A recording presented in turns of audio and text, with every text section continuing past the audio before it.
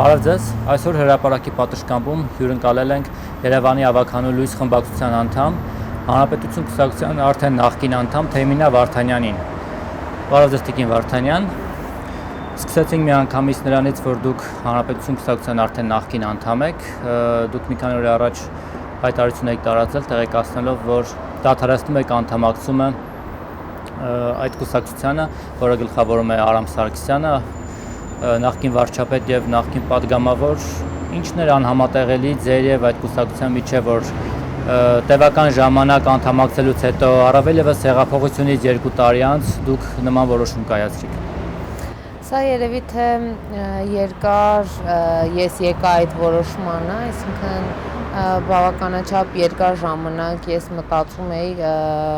ազնիվ կլինի, անազնիվ կլինի եւ եկա այն եզրահանգմանը, որ սա միանշանակ ավելի ազնիվ կլինի թե իմ հանդեպ, թե պարոն Սարգսյանի հանդեպ, թե կուսակցության հանդեպ եւ ինչու՞ չէ նաեւ քաղաքացիների հանդեպ, որովհետեւ վերջին շրջանում մեր տեսակետները, մեր դիրքորոշումները էապես տարբերվում են քաղաքական տարբեր հարցերի շուրջ եւ որոշումը եղավ իմ անձնական որոշումը պարոն Սարգսյանի հետ հանդիպեցի, զրուցեցինք եւ երկուսս էլ գտանք, որ այո, երևի թե սա այս փուլում ամենաճիշտ որոշումն էր։ Այսինքն վաղուց էր հասունացած այդ որոշումը։ Վաղուց էր հասունացել այն առումով, որ վերջին շրջանում ընդհանուր տեսակետներ չեն կիսում։ Այստեղ որ ասեմ խորապես ինչ որ լուրջ խնդիր կա կամ տարաձայնություններ են եղել, ոչ, երբևէ տարաձայնություններ չեն եղել, ուղղակի մենք երկուստեք հասկացել ենք, որ եւ մասնավորապես ես հասկացել եմ, որ այլևս չեմ կիսում վերջին շրջանում պարոն Սարգսյանի եւ կուսակցության տեսակետները։ Հատկապես որ հարցում չեք կիսում։ Դուք ավելի շատ ընդդիմադիր կեցվածք ունեք Երևանի ավագանու խմբակցության կազմում եւ առհասարակ կարծես թե ձեր դիրքորոշումը ավելի շատ ընդդիմադիր է, դուք քննադատում եք Արամ Սարգսյանը ավելի շատ իշխանության կողմն է։ Հենց այդ հարցում էր հիմնական, թե նաեւ այլ արմատական տարաձայնություններ կային։ Մենք շատ վաղուց տարանջատել ենք քաղաքային իշխանության հետ կապված խնդիրները, կենտրոնական իշխանության խնդիրներից եւ երբևէ որևէ կաշկանդվածություն չեմ ունեցել քաղաքային իշխանություններին քննադատելու, որովհետև երբեք չեմ քննադատվել դրա համար, բայց այնուամենայնիվ եղել է որոշակի ներքին կաշկանդվածություն, ներքին զսպվածություն կապված կուսակցության տեսակետների հետ, ինչպես նշեցիք կենտրոնական իշխանության հետ կապված, եւ վերջին շրջանում այն բաները ես ընդհանրական մի նախադասությամբ փորձեմ ձևակերպել, այն բաները, որոնք եղել են ժամանակին աննորմալ մեր բոլորիս համար, այսինքն հանրապետություն կուսակցության համար, հիմա որոշակիորեն երևի թե բնական կամ նորմալ են դարձել նախկին գործընկերներից համար, ինչի ես չեմ կիսում, այսինքն եթե կոնկրետ իրը ինձ համար սև է, դա երբեք շագանակագույն կամ սպիտակ չի դառնում։ Ես մնացել եմ իմ սկզբունքներին, տարբեր երևույթների հետ կապված, ինչպես օրինակ ոստիկանների, մի քանի ոստիկանի փողոցում մարդ ծեծելու համար, անկախ նրանից այդ մարդը դիմակ չէր կրում զուտ, թե մարդասպան է, դա անթույլատրելի երևույթ է։ Արամ Սարգսյանի եւ Հանրապետության ձեր մյուս գործընկերների համար այդ գույները արագ փոխվեցին։ Գիտեք, չեմ կարող ասել, դա երևի թե հարցի հասցեատերը ես չեմ, բայց այնուամենայնիվ կասեմ, որ ես չեմ կիսում նրանց այդ տեսակետը։ Հատկապես որ դա բնական է, դա նորմալ է, դա օրենքի շրջանակներում։ Կարող եք կոնկրետ օրինակներ նշել վերջին շրջանում, որ ինչ-որ իրադարձությունների վերաբերյալ դուք մի տեսակետ եք արտահայտել, իրենք մի տեսակետ, օրինակ նույն այդ բռնությունը ոստիկանների կողմից, որ շատերը դատապարտում էին, Հանրապետության ձեր գործընկերները արդարացնում են, թե Հանրապետության իմ գործընկերները հանդես եկան հայտարարություններով, որը մեղմ ասած էապես տարբերվում էր իմ տեսակետից եւ դիրքորոշումից։ Դա ընդամենը մեկ օրինակ է, օրինակները շատ են, բայց այս բանին չեմ ուզում դա Իսկ դուք քննարկումներ ունեցել եք ձեր գործընկերների հետ, այդ թվում նաեւ Արամ Սարգսյանի հետ։ Մենք փոխադարձ իմացել ենք միմյանց կարծիքներ եւ ոչ պարոն Սարգսյանն է իրեն թույլ տվել ազդել երբևէ իմ կարծիքի վրա, ոչ էլ հակառակն է եղել։ Այսինքն մենք հարգել ենք միմյանց կարծիքներ եւ փորձել ենք այդ թեմայով հնարավորինս քիչ ծավալվել։ Երևի թե արդեն ժամանակն էր եկել, որովհետեւ այո, 17-18 տարի ես դեռ շատ փոքր տարիքից համակրում եմ այդ կուսակցությանը, բայց ամեն ինչ ունի սկիզբ, ունի նաեւ ավարտ։ Աստորեն հեղափոխությունը բաժանարար գծեր առաջ բերեց նաև ձեր եւ ձեր վաղեմի սիրելի կուսակցության միջև։ Գիտեք, ոչ այնքան հեղափոխությունը, որովհետև հեղափոխությունից անցել է շուրջ 2 տարի, այլ հետհեղափոխական հայացքները եւ պատկերացումները, որովհետև հեղափոխական ուժի իմ պատկերացումները էապես տարբերվում են այսօրվա իրավիճակից եւ այսօրվա այն գործելավոճից, որով աչքի են ընկնում գործող իշխանությունները։ Տիկին Վարդանյան, այդուհանդերձ, եթե ամփոփենք զրույցի այս հատվածը կուսակցության մասով, ձեզ համար պարզ է թե ինչու է Արամ Սարգսյանը եւ Հանրապետություն կուսակցությունը, որը կառավարող ուժի հետ որևէ այսպես հարաբերության մեջ չի գործնականում, այսինքն կոալիցիայի մաս չի, որևէ իշխանության մաս չի, որևէ պաշտոն չունի նույն ինքը Արամ Սարգսյանը, այդպես լծված իշխանության քննադատներին քննադատելուն եւ նաեւ իշխանությանը արդարացնելուն այն հատկապես այն հարցերը ինքս էլ նկատում եմ, որոնք որ շատ դեպքերում քննադատության է արժանանում ընդդիմադիրների կողմից։ Այդ ձեզ համար պարզ է այս Արամ Սարգսյանի եւ Հանրապետություն կուսակցության նմանօրինակ վարքը։ Ես հուսում եմ դա պարզապես լավը կամենալու երկրին ի բարօրություն երկրի է պարոն Սարգսյանը շատ անգամներ լռում եւ պաշտպանում իշխանությանը, չգիտեմ դա երկար կտևի թե ոչ, որովհետեւ ի բարօրություն երկրի չեք անում։ Գիտեք, ինձ բոլոր մեղքերում մեղադրում են եւ ես արդեն հաշտվել եմ այդ մտքի հետ, որ եթե աչքի ես ընկնում, եթե ունես սեփական սկզբունքներ, սեփական կարծիք եւ դիրքորոշում, կգտնվեն բազմաթիվ մարդիկ, ովքեր ցածրորակ բնութագրում կտան այդ ամենին։ Ես դրանց սովորել եմ եւ իմ աշխատանքը քննադատն է բարօրություն, թե գովերքել իշխանությանը, ո՞րն է բարօրությունը։ Գիտեք, ցանկացած իշխանություն, ես հակված եմ այդպես մտածել, որ ցանկացած իշխանություն պետք է ունենա պինդ ընդդիմություն, անկախ նրանից դա կլինի խորհրդարանական, հիմա եթե խոսում ենք կենտրոնական իշխանության մասին, անկախ նրանից դա կլինի խորհրդարանական ընդդիմություն, թե արտախորհրդարանական, պետք է միշտ ընդդիմադիր շունչը զգա իր թիկունքում, որովհետև ժամանակը ցույց է տալիս, որ մարդկանց ոտքերը, ներողություն արտահայտությանս, մարդկանց ոտքերը գետնից կտրվելու հատկություն ունեն, մասնավորապես վերջին շրջան, եւ ցավալին այն է, որ մեր իշխանական ներկայացուցիչները երևի թե մոռացել են ինչի համար էին պայքարում, ինչ արժեքների եւ ինչ գաղափարների, այն ինչին դեմ են եղել նրանք նախկինում, ինչի համար քննադատել են նախկին իշխանություններին, այսօր նույն գծով են գնում եւ սա իսկապես ցավալի է, որովհետեւ ես բազմաթիվ ընկերներ ունեմ ներկայ իշխանության կազմում եւ 2 տարի առաջվա, 3 տարի առաջվա իմ ընկերների տեսակետները ցույց է տալիս այս ամենը, որ փոխվում են գնալով եւ ոչ դեպի դրականը, ոչ դեպի կայուն արժեքները։ Իդեպ ձեր արդեն նախկին կուսակցության ղեկավարությունից ձեզ առաջարկել են մանդատը վայ դնել, եթե անդամակցումը դադարեցնում եք։ Ոչ, նման խոսակցություն երբևէ չի եղել, նույնիսկ իմ դուրս գալու օրը դա չենք քննարկել, որովհետև այնուամենայնիվ դա բազմաթիվ անգամներ պարոն Սարգսյանը շեշտել է, որ դա ձեր մանդատն է, դա քո մանդատն է, եւ այո, ես եւս կարծում եմ, որ ես այդ մանդատը վաստակել եմ։ Շատ լավ, վերադառնանք խմբակցությանը։ Հիմա փաստորեն ձեր կուսակցության անդամակցումը դադարեցնելուց հետո 3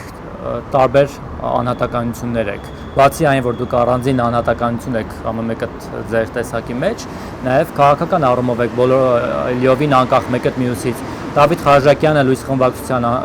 ղեկավարը Լուսավոր Հայաստան կուսակցությունից է, դուք արդեն անկախ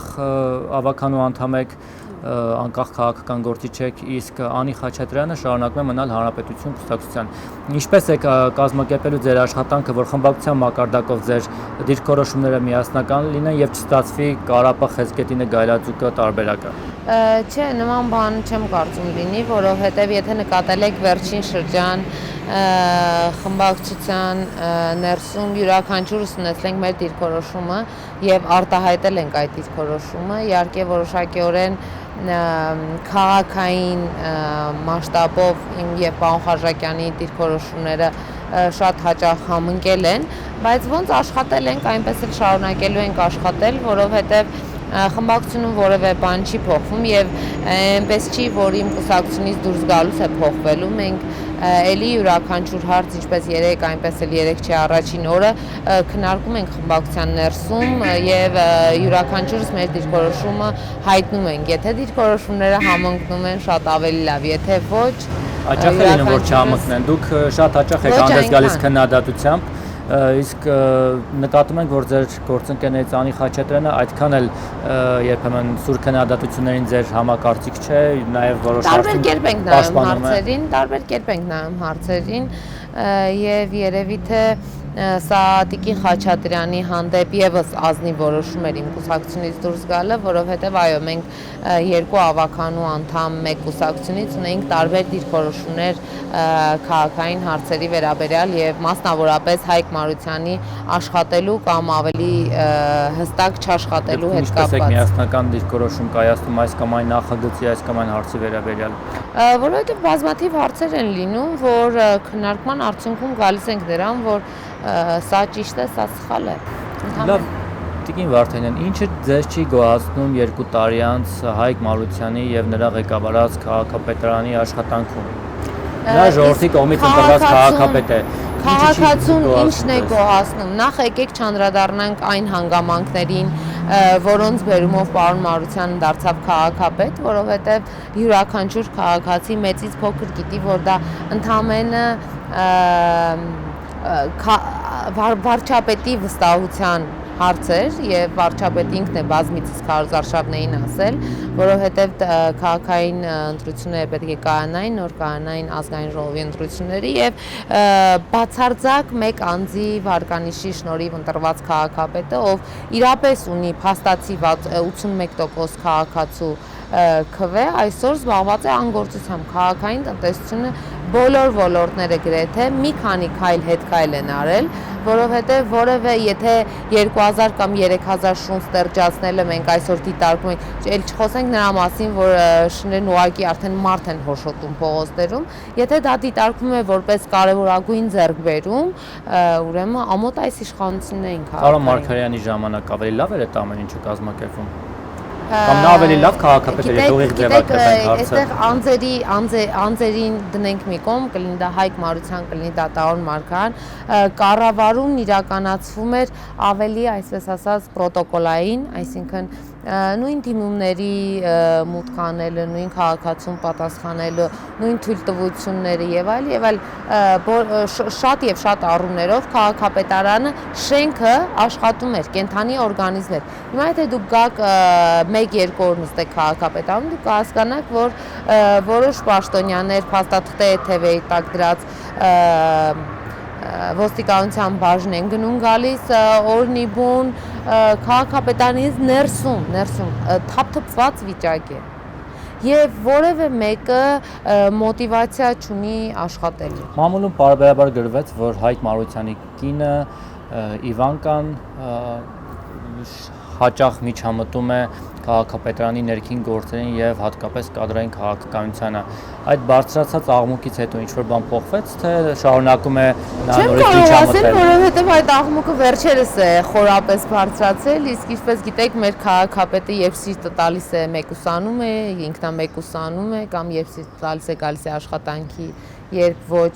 երբ սիրտը տալիս է արձակուրդ է գնում, երբ Վերջին անգամ սիրտը ինչ է տվել, գալիս է Վերջին թե չի անգամ գալիս։ սիրտը մեկուսանալ է տվել եւ ես չգիտեմ գալիս է աշխատանքի թե ոչ, ընդ որում մեկուսացել է այն պատճառաբանմամբ, որ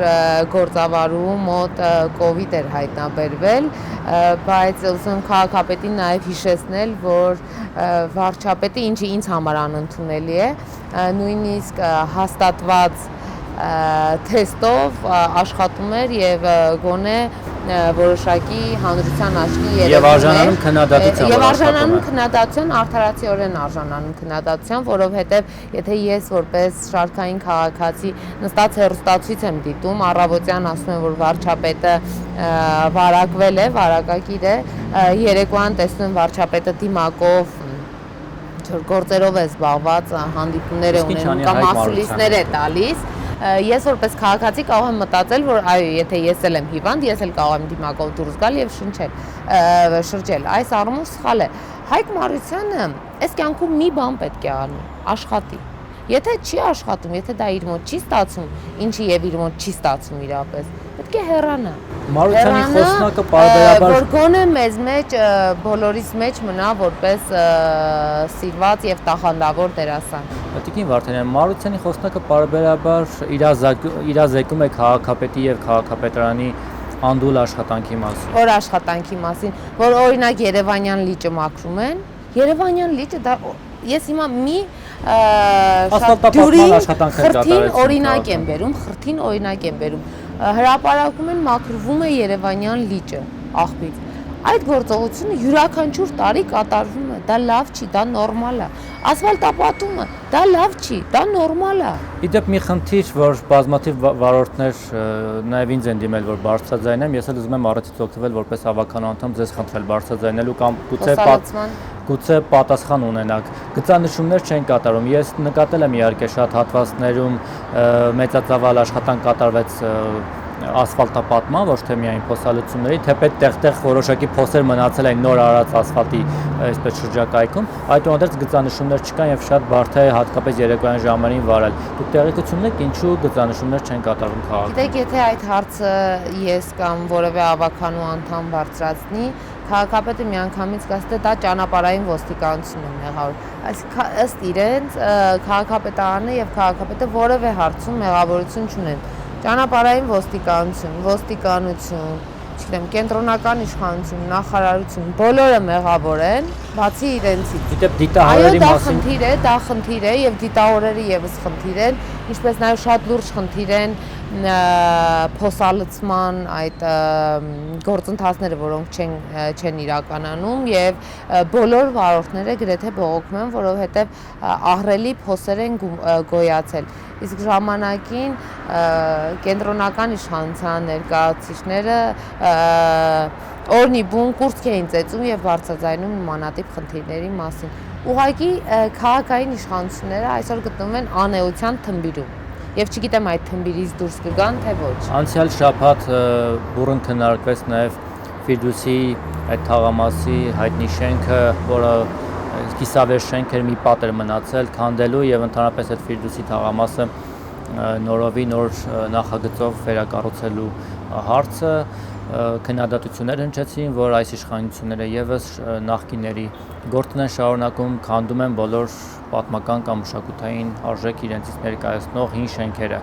եւ դուք եք լսել բնականաբար գլխավոր ճարտարապետ Արթուր Մեշչյանի խոսքը, որ պետք է քանդել։ Այսինքն մի քանի բան քանդել ենք, հիմա սա էլ պետք է քանդենք։ Ձեր դիրքորոշումը ինչպիսին է այս հարցում։ Ինչ կարող եք ասել։ Իդեպ ներեցեք, ուզում եմ հիշեցնել, որ այսօր էլ փոխվարչապետի գրասենյակի ղեկավար Վարակցի Սարյանը նորից հայտարարություններ տարածել, այն ժամանակ էլ նիստի ժամանակ պնդեց, որ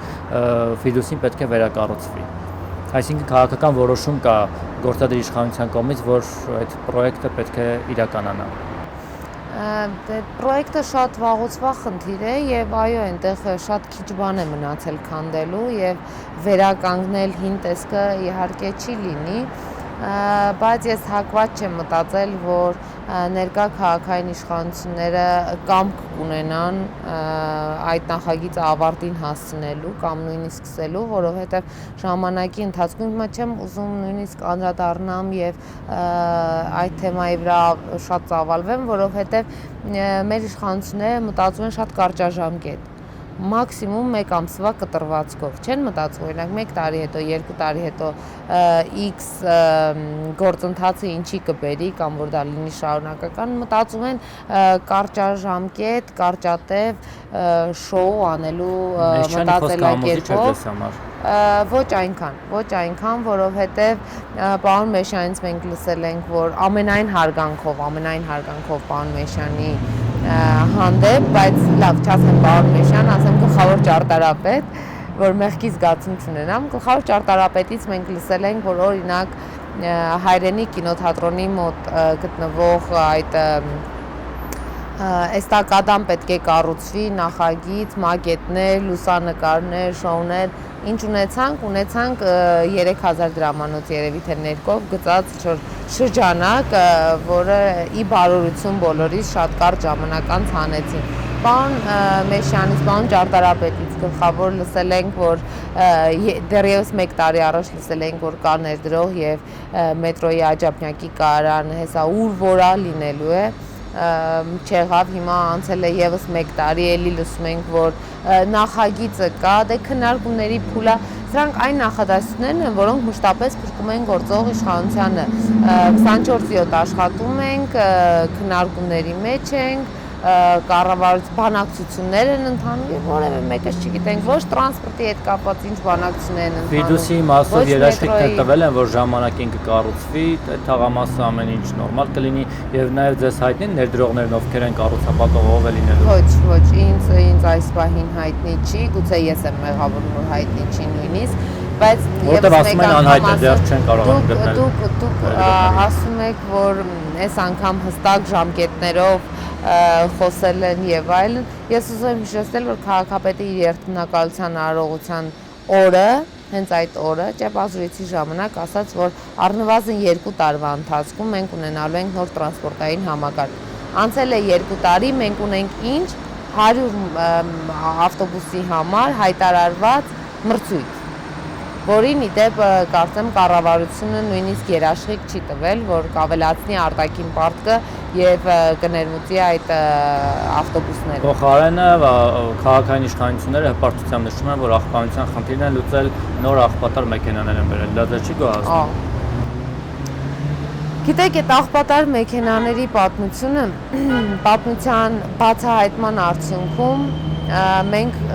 կարծում եմ հակված եմ մտածել, որ կունենանք շատ եւ շատ զավեշտալի եւ շատ ցավալի փաստեր, որովհետեւ այն, որ կենտրոնական իշխանությունը փորձում է որոշակի կոծկել քաղաքապետի անգործությունը կամ գործունեության ճակերտների մեջ ասված գործունեության հետևանքները, որոնք կարող են անդառնալ լինել բոլորի համար, այն նվիրատվությունները եւս ճակերտների մեջ ասեմ, այն պարգևատրումները, որոնք տեղի են ունեցել վերջին ամիսների ընթացքում, սա միանշանակ մի օր բացահայտվելու է եւ եթե ոչ այս իշխանության օրոք, ապա վստահաբար ասում եմ, որ հաջորդ իշխանությունները դրանք բացահայտելու են, որովհետեւ այս գործելավոճը ինձ նմանեցնում է նախկին իշխանությունների շատ ու շատ գործելավոճերի։ Հիմա չմասնավորեցնեմ։ Տիկին Վարդանյան, ամփոփելով մեր զրույցը, նաեւ խնդրել ձեր գնահատականն ու կարծիքը հնչեցնել երեկվա իրադարձությունների վերաբերյալ, դուք տեսաք, որ Գագիկ Ծառուկյանի տունը խուզարկություն էր իրականացնում ԱԱԾ-ն, հետո նրան տարան հարցաքննության, մոտ 10 ժամ մնաց այնտեղ եւ այդ 10 ժամերի ընթացքում ակցիային անում նրա թիմակիցները, իսկ ոստիկանության աշխատակիցները որոշակի ուժ գործադրելով նաև բռնության դրսևորումներ եղան կին պատգամավորներին, այսպես հեռացրեցին հավաքի վայրից, մի խոսքով մեղմ ասած, այո, շատերը քննադատեցին, որ ոստիկանությունը ուժ է կիրառում, բռնություն է կիրառում կանանց նկատմամբ, նաև ձեր գործընկեր Դավիթ Խաչակյանը մի որոշ ժամանակ անց միացավ, հայտնվեց ոստիկանական բաժանմունքում, դուք այդտեղ չեք, ինչպես տեսանք, ինչ գնահատական ընտանեկան միջոցառում ունենք, երևի թե այդ իսկ պատճառով ես այնտեղ չէի, որտեղ այնտեղ էին նաև իմ գործընկերները, ավականու իմ ԲՀԿ խմբակցության գործընկերները եւ այո, պարոն Խարժակյանը, ընդհանուր առմամբ չանդրադառնալով, որևէ կերպ չանդրադառնալով պարոն Ծառուկյանի եւ նրա գործունեությանը, բնական եմ համարում թիմակիցների մտահոգությունը եւ փողոց դուրս գալը եւ սատարելը իրենց ղեկավարին, սա այս բանը չի քննարկվում եւ ես երեք գրառում եմ արել կապված ոստիկանության գործելավոճի հետ, ինչը միանշանակ հրահանգված էր գործող իշխանությունների կողմից եւ սա անընդունելի է, որովհետեւ ժամանակին, այո, եւս մեկ անգամ ուզում հիշեցնել մեր այսօրվա իշխանություններին, որ ժամանակին մենք բոլորս էինք այդ տեղում, անկախ նրանից ինչն էր մեզ փողոց անել, նման օրինակ վարքագիծ կանանց հանդեպ, պատգամավորների հանդեպ եւ մասնավորապես կին պատգամավորների հանդեպ խիստ դատապարտելի է եւ ուղղակիորեն անթույլատրելի է։ Ինչ վերաբերվում է պարոն Ծառուկյանի հարցաքննությանը, ծխուզարկությանը եւ այլնին, ես եմ հակված այնպես մտածել եւ ժամանակն ու փորձը դա է ցույց տալիս, իշխանությունների գործելավոճը դա է ցույց տալիս, որ դա երևի թե պարոն Ծառուկյանի հայտնի ելույթի հետևանք էր, որովհետև նմանատիպ բազմաթիվ օրինակներ ունեցել ենք, օրինակ մենք քաղաքապետան, ինչպես շների ստեղծման հոակի տնօրենը պարոն Բեգոյանը դուրս եկավ եւ որոշակի խնդիրներ ունեցավ քաղաքապետի եւ ինչպես նա է ասում, մասնավորապես քաղաքապետի տիկնոջ հետ, միանգամից այդ մարդու վրա քրեական գործ հարուցեցին։ Ժամանակին, որ մենք բարձրաձայնում էինք, որ այդ հողում կա խնդիր, քաղաքապետը բացարձակ բարձր գնահատական էր տալիս պարոն Բեգոյանի աշխատանքին։ Այսինքն սա նույն սկզբունքն է, ով մեզ հետ չի, մեր դեմա եւ կարող ենք ուղղակի ճնշել եւ փակել բերանը, այստեղ պարոն Ծառուկյանին չի վերաբերում, սա ընդհանրական մտավախություն չունեք, որ ձեր հանդեպ էլ նման կերպ կվարվեն, դուք էլ եք սուր քննադատում։ Գիտեք, ես որևէ կետում չեմ կարծում, որ խոցելի եմ, որևէ կետում բացառում եմ նման բան, որովհետեւ ես խոցելի չեմ։ Որևէ մեկը, որևէ նման փաստ չի կարող երբևէ ջրի երես հանել, որովհետև ես երևի թե այն քչերից եմ, որ ապրում եմ ինքնուրույն, աշխատում եմ ինքնուրույն եւ առանց փոխկապակցված անձանց եւ տարբեր որակի եւ տիպի գործունեությունների եւ պարոն Ծառուկյանին կառաջարկեմ իհարկե կես կատակ, կես լուրջ, մի երկու կամազ էլ պարոն Ծառուկյանը նվիրի քաղաքապետարանին, գուցե որոշակի խնդիրներից խուսափի իշխանության հետ կապված, որովհետեւ ժամանակը ցույց տվեց, որ բազմաթիվ խոշոր գործարարներ նման կերպ ինքնամաքրվել են։ Բայց ժամանակը ցույց տվեց նաև, որ այդ նույն կամազ նվիրողները կամ կամազի համար տարածք հատկացնողները այդուամենայնիվ հայտնվեցին մեկուսարանում, ԱԱԾ-ի մեկուսարանում կամ քրեական հետապնդման մեջ են եւ հիմա հետախուզվում են։ Օրինակ Գագիկ Խաչատրյանի որդիները եւ ինքը Գագիկ Խաչատրյանը։ Այդտեղ խնդիրն ավելի խորքային է, այո, եւ ես եմ մտաբերեցի, որ քաղաքապետը վերջին իր լայվի ընթացքում երբ եթեր էր մտել պարոն Խաչատրյանի որդիների կառուցած հիմնարկից ԲՀԿ-ին մեղադրում էր տականք լինելու մեջ, ես չեմ կարծում, որ դա կամազների հետ առնչություն ունի, դա արդեն քաղաքային խնդիր չի, դա արդեն կենտրոնական իշխանության խնդիր է, բայց այնուամենայնիվ մարդիկ բավականին երկար ժամանակ խուսափել են դրանից։ Դուք բերեցիք պարոն Խաչատրյանի օրինակը, ես կարող եմ բազմաթիվ այլ օրինակներ բերեմ այլ գործարարների, նախկին օլիգարխների, ներկայում փաթեթավորված գործարարների, ոչ, որոնք ձեռնամխելի են։ Այդ առումով, որոնք անձեռնամխելի են եւ դա բոլորիս աչքի առաջ է։ Շատ լավ, շնորհակալ եմ զրույցի համար, Տիկին Վարդանյան։